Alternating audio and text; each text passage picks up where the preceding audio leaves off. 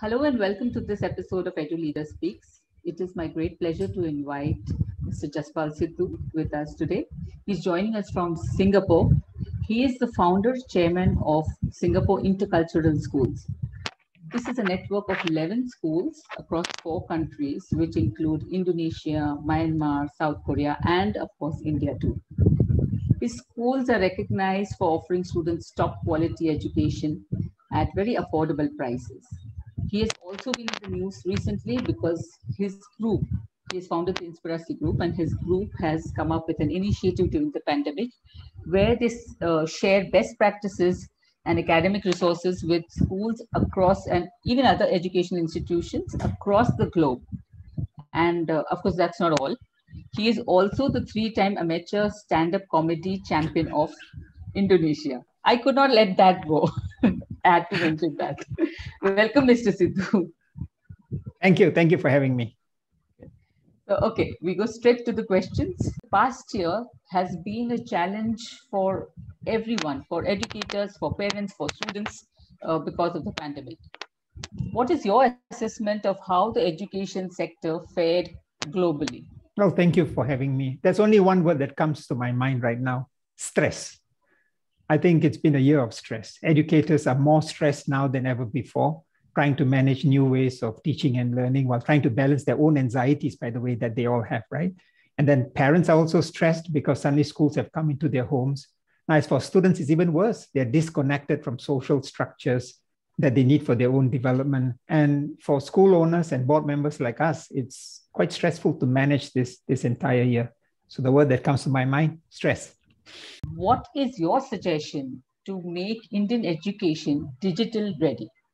You see, Dipta, for me, my answer may not necessarily be aimed at the Indian education, but generally. See, when you look at digital readiness, you need to look at two things. One, can your infrastructure support those big, beautiful dreams that you are thinking of? And two, are you embracing too many apps or platforms that things are looking very gimmicky? They're disconnected. So my input, keep things simple. You must have a digital strategy, whether it's a 2-year strategy, a 3, a 4, or 5.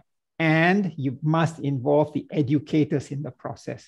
So keep it simple, make sure it's achievable, but stay on the course, and please get the educators involved. So you have been focused with providing affordable quality education, especially in developing countries. Is there a common set of problems that you have noticed, that runs through these developing countries, and what is your suggestion to, address these issues? Absolutely, Dipta. That's one common problem, and I call it P for people. In my 3P lens, I think people who have heard me speak, I always examine a school through 3 Ps. P for people, P for place, which is the school, the infrastructure, and P for program. Let's talk about this common problem that you asked me to speak. See, when you lower fees, 2 things happen. Infrastructure design needs to change. And 2, you need to hire from the local communities. You can't bring all kinds of foreigners and expatriates. The problem here is many of those people from the local communities, they have passion. They have passion, but they're not exposed to best practices. So we need new ways to train these educators. We need new ways to hire. Now, everyone talks about, okay, so what are these new ways? So in our group, we are looking for teachers who we call effectors. EFFECTOR. Effectors is an acronym which makes up 8 outstanding qualities of a great teacher. E is for earnest. You need to be earnest. F is for funny. By now, you should know I'm big into humor. F is firm. E is enthusiastic. C is consistency. T is timeliness. O is open-minded. And R, the teacher who is a researcher. So let me tell you, I spent almost 1.5 years looking at this, and we worked with consultancy companies, and I looked at the Apples and Googles and the Facebooks of the world, and they have wonderful, innovative ways to hire effectors, and we are doing it today. So people is the problem. Okay. So in India, we have a new Union Education Minister, Mr. Dharmendra Pradhan.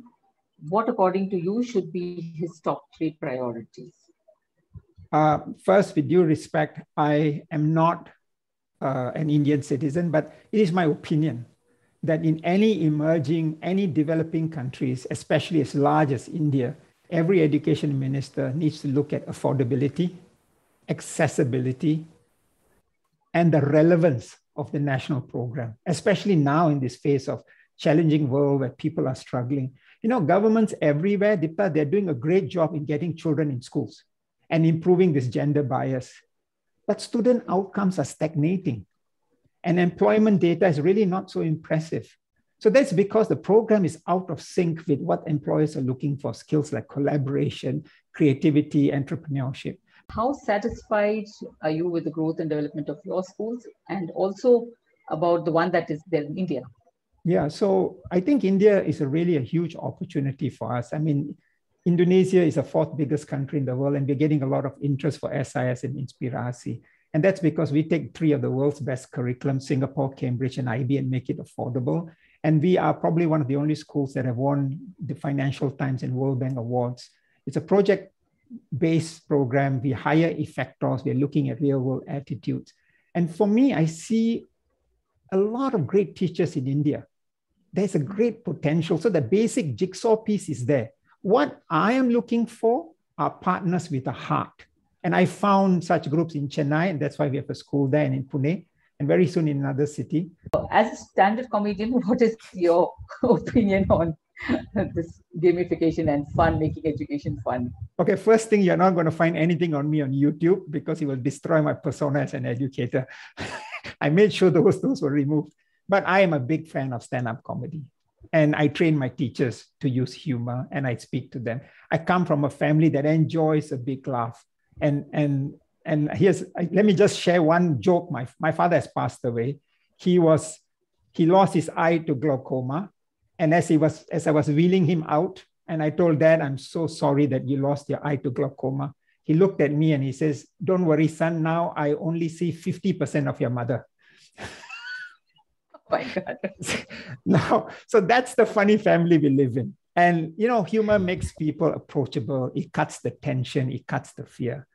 And most important of all, it makes connections. And it's a very high engagement factor. So on gamification, I think it's good, but we need to have a clear understanding between entertainment and education objective. And that's my input on gamification. So how would you describe your leadership style? My leadership, Deepta, is based on empathy. My team knows that every time someone has a personal problem, we all huddle. And here's an example. When COVID hit, of course, my board, my investors were looking at revenue, were looking at enrollment numbers. I was worried about my teachers' stress because I felt the stress. So we gave them free Netflix, free Spotify. We increase their bandwidth so they can understand. I mean, they're operating in stress. So we gave them these things. And I had so many emails to thank you. So look, I'm a son of a doorman.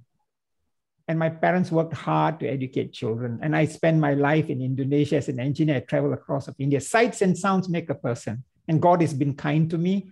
And I always say, if you're sitting on something good, you need to make that good available to the largest number of people in the best possible way. So your favorite book on education? I'm a big fan of Ken Robinson. I read a lot of his books. His recent book, Out of Our Minds, it's a good read. It's a big critique against the current state of education and the lack of appreciation of arts and humanities in general and creativity, how it's damaging the education system. So your favorite Nobel laureate? Kailash Satyarthi and Malala Yousafzai.